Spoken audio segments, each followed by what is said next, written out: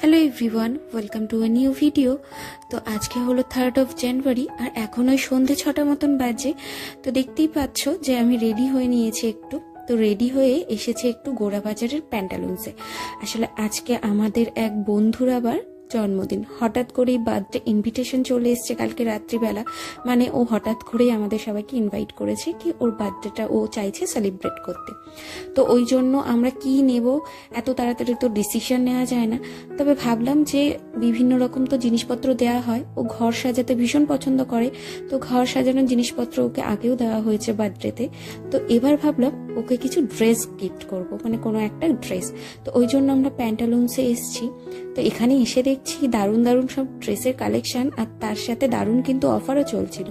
তো এই যে এখানে এই যে আমার সাথে আরেকটা বান্ধবী চলে এসেছে, যাকে আমার আরো অন্য ব্লগে তোমরা দেখেছো। তো এখানে চলছে ড্রেস সিলেকশন। তো দেখি কোনটা পছন্দ হয়।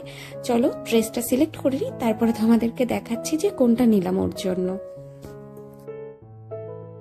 তো আমরা তো এখানে এসে কিছুই বুঝতে পারছিলাম না যে কোনটা ছেড়ে কোনটা নেব, টোটালি কনফিউজড ছিলাম আমরা। তো এই যে আমরা এই দুটো ড্রেস সিলেক্ট করেছি, এই দুটো ওয়ান পিস ছিল।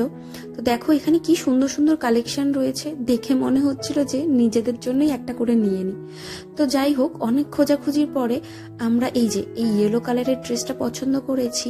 তো এখন এই বিলিং কাউন্টারে দাঁড়িয়েছি বিল করার জন্য।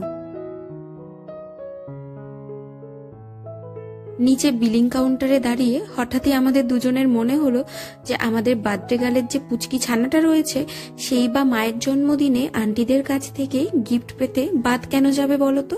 এটা কিন্তু একদমই ভালো ব্যাপার না। তো ওই জন্য আমরা এখন চলে এসেছি কিডস সেকশনে। তো এখান থেকে দেখা যাক ওর জন্য কি পছন্দ হয়। তবে ভাবছি এখন তো শীতকাল, ওই জন্য শীতের কিছু একটা পোশাক দেব।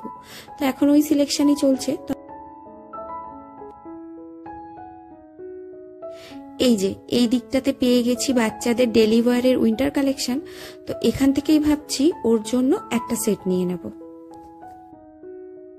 আর এই যে একে দেখো, গিফট কিনে এসে বাড়িতে রেডি হয়ে যেই রাস্তায় বেরিয়েছে বার্থডে গার্লের বাড়িতে যাব বলে, অমনি রাস্তায় ফুচকার দোকান দেখে ওর নাকি খিদে পেয়ে গেছে, ওই জন্য ফুচকার দোকানে দাঁড়িয়ে পড়েছে ফুচকা খাবে বলে। ফুচকা একটা বড় দেখে ফুচকা দেবে ওকে।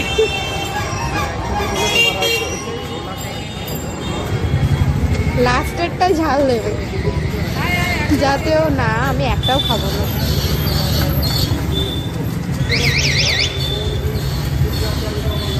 মুখ লুকাচ্ছিস কেন তুই?